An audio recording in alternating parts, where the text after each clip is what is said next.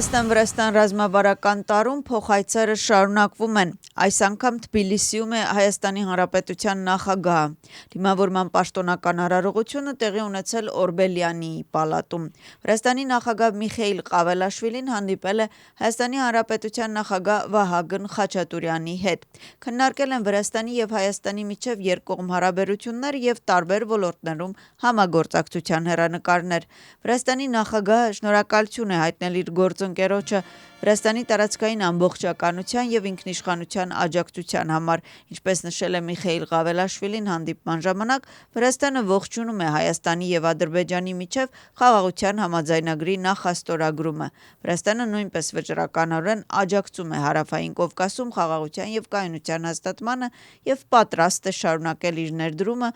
ունենալ անհրաժեշտության դեպքում։ Հանդիպումը տեղի ունեցել նախագահական պալատում։ Տեղի է ունեցել 2007 թվականի նոյեմբերի 7-ի դրվագով հատուկ նիստ Միխեիլ Սաակաշվիլիի գործը քննելու համար։ Հարցաքննվել է մեղադրանքի կողմի երկու վկաներ։ Նրանցից մեկը Մթացմինդա այգու այն ժամանակվա տնօրենն է։ Նա կրկին հիշել է նոյեմբերի 7-ի իրադարձությունները եւ Մթացմինդա այգու մանրամասները։ Մեղադրյալ նախկին նախագահը նիստին ներկա չի գտնվել։ Հիշեցնենք, նոյեմբերի 7-ի հանրահավաքը ցրելու հեռուստատեսություն ներխուժելու եւ Մթացմինդա այգու գրավման գործով Միխեիլ Սաակաշվիլին, Դավիթ Կեզերաշվիլին, Զուրաբ Ադեիշվիլին, Գիգի Ուգուլավան եւ Վանո Մերաբիշվիլին մեղադրվում են լիազորությունների չարաշահման մեջ։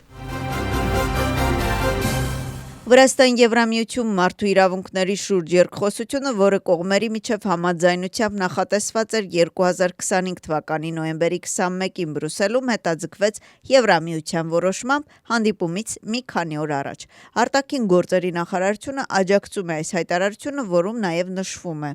Այս պայմաններում, երբ 2024 թվականի հունիսի 27-ի Եվրամիության խորհրդի եզրակացությունների հիման վրա Եվրամիության կողմը կասեցրեց Վրաստանի հետ երկխոսությունը բոլոր մակարդակներում, վրացական կողմը վերոնշյալ հանդիպումը դիտարկեց որպես Եվրամիության հետ շփվելու հնարավորություն, այդ թվում այն հարցերի շուրջ, որոնց վերաբերյալ մեր հասարակությունը հաճախ քննադատություն է լսում Բրյուսելից։ Վրացական կողմը զգալի նախապատրաստական աշխատանքներ է կատարել Եվրամիության կողմին օրակարգային հարցերի վերաբերյալ համապատասխան տեղեկատվություն տրամադրելու համար։ Եվրամիության կողմը հետաձգեց հանդիպումը բացարձակապես անընդունելի եւ անհիմն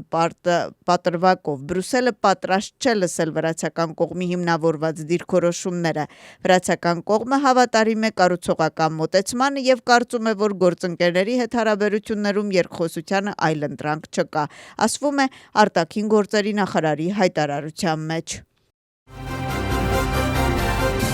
Խորհրդարանի նախագահը արձագանքում է Վրաստան-Եվրամիություն երկխոսության հանդիպման հետաձգմանը։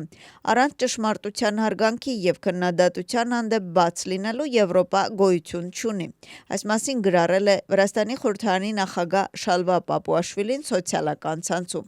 Նրա խոսքով Բրյուսելը խուսափում է երկխոսությունից։ Զարմանալի չէ, որ Բրյուսելը խուսափում է երկխոսությունից, հատկապես այն հարցերի շուրջ, որոնց մասին եթե հարցնենք, ամենաշատը պիտի ասելիք ունենային։ Պատճառը պարզ է, երբ քո դիրքորոշումները կառուցված են կեղծ նարատիվների եւ ապատեղեկատվության վրա, ապա շատ լավ գիտես, որ ցանկացած փաստարկված քննարկման ժամանակ այդ կեղծ կառուցվածքը կփլվի ճշմարտության առաջին իսկ խոշկի շփման պահից։ Առանց ճշմարտության հարգանքի եւ քննադատության հանդեպ բաց լինելու Եվրոպա գոյություն չունի։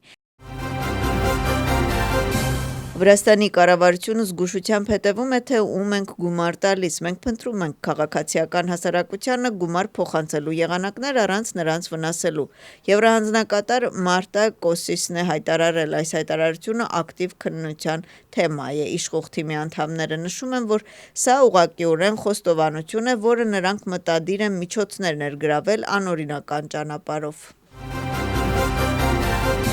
Եվրոպական խորհրդի խորհրդարանական վեհաժողովը կոչ է անում Վրաստանին անհապաղ դադարեցնել ընդդիմադիր կուսակցությունների եւ նրանց առաջնորդների դեմ քաղաքական դրդապատճառներով իրավական գործողությունները։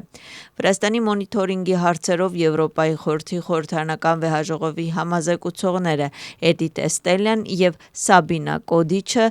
2025 թվականի նոյեմբերի 10-ից 12-ը Վրաստան կատարած այցից հետո կոչ են արել իշխանություններին լիովին կատարել Վենետիկի հանձնաժողովի առաջարկությունները օտարերկրյա գործակալների մասին օրենսդրության եւ վարչական իրավախախտումների մասին օրենսգրքի վերաբերյալ։ Մենք կրկնում ենք ինչ վեհաժողով արդեն նշել է Վրաստանի վերաբերյալ իր վերջին բանաձևում։ Օտարերկրյա ազդեցության թափանցիկության մասին օրենքը, օտարերկրյա գործակալների գրանցման մասին օրենքը, դրամաշնորհների մասին օրենքը եւ վարչական իրավախախտումների մասին գործող օրենքը անհամեմատելի են եվրոպական չափանիշների եւ նորմերի հետ եւ ինչպես եզրակացրել է Վենետիկի հանձնաժողովը, պետք է չեղյալ հայտարարել, ընդգծել են համազեկուցողները։ Որոշ տաքսու վարորդներ ազատվել են տուգանքներից, սրանք այն վարորդներն են, ովքեր մինչև 2025 թվականի նոյեմբերի 1-ը տաքսի ծառայություններ են մատուցել առանց թույլտվության կամ թույլտվության պայմանները խախտելով տուգանվել են։ Ճանապարհային երթևեկության կանոնների խախտման պայմանավորված տուգանքները մեծանում են, որոշման պատճառը մտահոգիչ վիճակագրությունն է, փոփոխությունները խորհրդարանի մարդու իրավունքների հանձնաժողովին ներկայացրել է ներքին գործերի փոխնախարարը։ Ալեքսանդրե Դարախվելիձեն նշել է, որ Վրաստանը ճանապարհատրանսպորտային պատահարների առումով Եվրոպայի առաջին երկրներից մեկն է։